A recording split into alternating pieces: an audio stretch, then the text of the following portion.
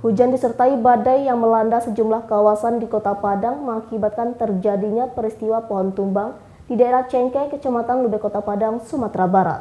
Satu unit mobil minibus milik pengunjung sebuah swalayan ringsek akibat tertimpa pohon sepanjang 16 meter dengan diameter 60 cm tersebut. Proses evakuasi pun berlangsung hingga 2 jam.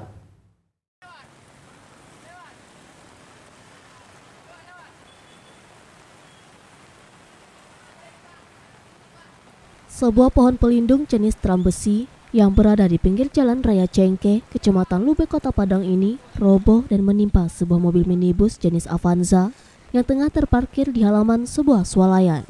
Beruntung pemilik mobil berhasil keluar dengan selamat.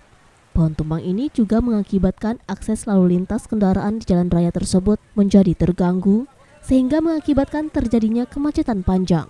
Sejumlah petugas gabungan dari BPBD dan anggota kepolisian dari Polsek Lubuk Kilangan melakukan evakuasi material pohon secara manual dengan menggunakan mesin gergaji.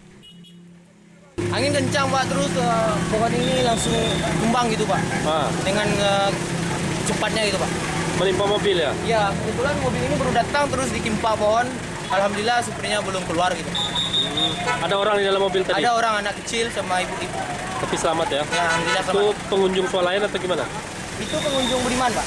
Pengunjung swalayan ya? Iya, pengunjung swalayan Pak. Ada korban jiwa, Pin? Alhamdulillah nggak ada Pak.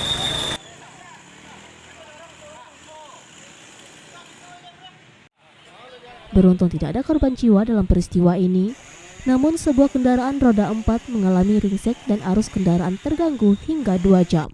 Dari Padang, Sumatera Barat, Budi Sunandar, iNews melaporkan.